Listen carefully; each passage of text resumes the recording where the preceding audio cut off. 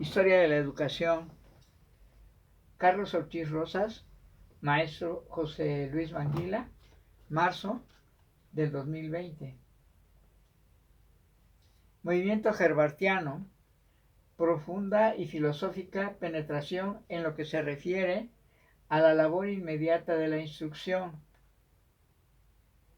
El movimiento herbartiano ha sido principalmente un movimiento de filosofía pedagógica de cuyos principios se han deducido en varias formas las prácticas adecuadas, variando según la época, el lugar y el intérprete. Herbart presentó un método general que es base de la pedagogía herbartiana. Es un método basado sobre la naturaleza de la actividad espiritual y que toma su fuerza peculiar y aplicación del carácter aperceptivo o asimilativo del crecimiento mental previamente descrito como base de toda la pedagogía herbartiana. El mérito de Herbart es que se había buscado un método para la instrucción y Herbart fue el primero que lo efectuó en detalle y llegó a ser un método para el inmediato proceso de instrucción a utilizarse por los maestros. La finalidad del método es para ayudar a la realización del fin de la instrucción. La inmediata función de la instrucción es suministrar ideas al espíritu, según Herbart, establecer sus verdaderas relaciones, conexionarlas con la buena voluntad o simpatía para que conduzcan a la acción moral. El primer paso es la preparación, el llamamiento al espíritu de aquellas ideas antiguas que tienen una conexión íntima con las nuevas que han de introducirse y su disposición en tal forma que puedan explicarse eh, la significación de las nuevas y hacer durable la impresión de las mismas. El segundo paso, que es un proceso de presentación, de modo que las ideas nuevas se apropien totalmente y aquí los materiales concretos son traídos todos juntos para encontrar una idea general. El tercer paso es el de la asociación en la combinación actual de lo nuevo con lo viejo. Este es el grado elemental en el proceso aperceptivo y esto es una fusión preliminar y esto es obra de la imaginación. El cuarto paso es el sistema y consiste en la separación completa de las nociones generales desde su incorporación en las particulares. El concepto general debe ser expuesto ahora de una manera sistemática con el conocimiento previamente adquirido para hacer así un todo orgánico.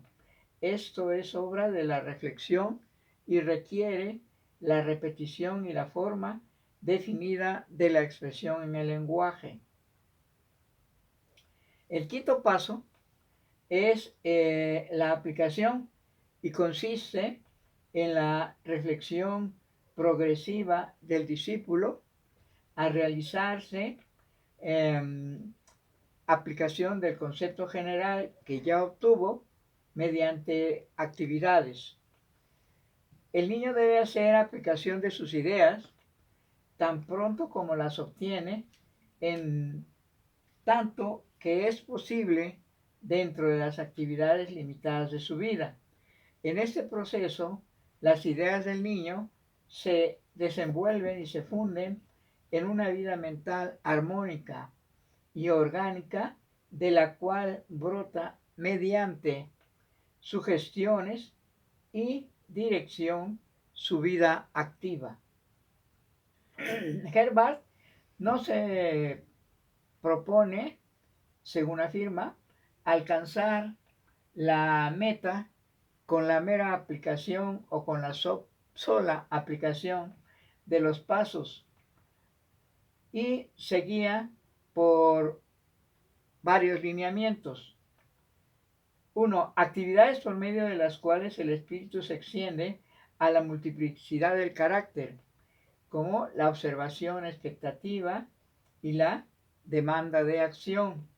La instrucción que se propone el desenvolvimiento de estos intereses múltiples, afirma, debe en todos los casos señalar, conexionar, enseñar, filosofar. Acerca de la instrucción, ya muy concretamente, toma en cuenta la simpatía que debe ser observadora, continua, elevadora y activa en la esfera de la realidad. Correspondiendo con estos estadios se hallan los pasos formales de instrucción: claridad, asociación, sistema, método, los cuales tienen por base o por la menos por base psicológica el principio de la recitación. Los fundamentos y la influencia acerca del método son filosóficos y psicológicos dentro de la educación, y de sus discusiones prácticas se sigue que la influencia herbartiana revela un gran énfasis en la importancia de la instrucción y consecuentemente en la técnica de la escuela, especialmente en la recitación, o sea, la expresión oral, más aún que en el espíritu en general. Herbart y la escuela psicológica realista. Aquí se afirma que merece un lugar preferente en la historia de la filosofía por haber iniciado cierto movimiento de reacción contra las exageraciones del idealismo panteísta. Herbart nació en Oldenburg en 1776, y eso es en Alemania, y durante sus primeros estudios cultivó la doctrina de Wolff y de Kant también. En 1794 entró a trabajar con Fichte en la Universidad de Jena y, uniendo el estudio de las matemáticas con el de la filosofía, elaboró paulatinamente un sistema propio, filosófico y de investigación. Enseñó filosofía y pedagogía en varias universidades y en algunos colegios. Obtuvo en 1800 la cátedra de filosofía de la Universidad de Königsberg, en la cual sucedió a Krug, que fue a su vez un sucesor inmediato de Kant en la cátedra. Aquí cabe anotar que Herbart murió en Göttingen en 1841. La reorganización de la psicología sobre la triple base de la metafísica, de la experiencia y de las matemáticas es propuesta de Herbart, y se dice que estas representan y sintetizan el método y el pensamiento fundamental de Herbart, en este caso como filósofo, la cual sirve de base y norma a las demás ciencias y reúne y precontiene sus conclusiones. La metafísica de Herbart abraza y contiene la metodología o doctrina de los principios y métodos, la ontología o doctrina del ser, de la inherencia y de la mutación, la ginecología o doctrina que trata de lo permanente y la doctrina que trata de los fenómenos, o sea, la eidología. El trabajo filosófico de Herbart consistió en analizar, discutir, dilucidar y rectificar las ideas universales que sirven de base a las ciencias, explicando y resolviendo las contradicciones y antinomias que la razón encuentra a primera vista en dichas ideas.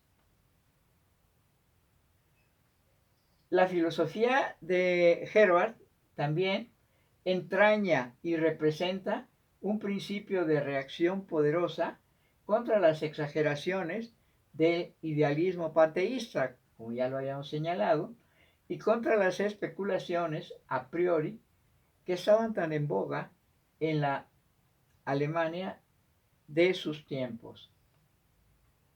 Herbart se puede considerar como el fundador de la escuela que reúne en psicología la idea metafísica con la experiencia y la observación de los hechos, colocándose a igual distancia de la psicología puramente a priorista, del idealismo y de la psicología puramente empírica del materialismo contemporáneo. De Herbart se afirma que su verdadera originalidad fue en el terreno de la psicología y consiste en haber aplicado a esta ciencia el método matemático. El método psicológico de Herbart no es ni el método analítico de Locke, ni el método descriptivo de la escuela escocesa, ni el método fisiológico de la escuela inglesa y de Wundt, sino que es un método ante todo y sobre todo matemático. La psicología matemática de Herbart no se propone ser toda la psicología. Su pretensión única es dar un método para hallar la fórmula exacta de las leyes generales que regulan las relaciones recíprocas de las representaciones y ensayar una mecánica de los estados intensivos de la vida espiritual. Los escritos, la palabra y la enseñanza de Herbart tuvieron una dirección relativamente original al pensamiento en la Alemania científica, y como resultado natural de esta fue la fermentación que en casos análogos se apodera de los espíritus, y mientras algunos combatían sus doctrinas y las ideas, otros iban con afán a cultivarlas, desenvolverlas y aplicarlas a determinadas ramas del saber. Como conclusión podríamos decir que ningún hombre ha escrito con tan profunda y filosófica penetración ni tan sugestivamente en lo que se refiere a la labor inmediata de la instrucción. Este es un gran aporte a la educación que hasta en nuestros días eh, vemos que tiene aplicación, aunque no exactamente con sus fundamentos de tipo espiritualista, pero sí tiene enseñanzas de las que nosotros nos podemos aprovechar. Herbart, por su parte, resume su sistema del modo siguiente. Dice, la instrucción forma el círculo del pensamiento y la educación el carácter. La última no es nada sin la primera. Aquí está contenida la suma total de mi pedagogía. Así dijo Herbart. Gracias por su atención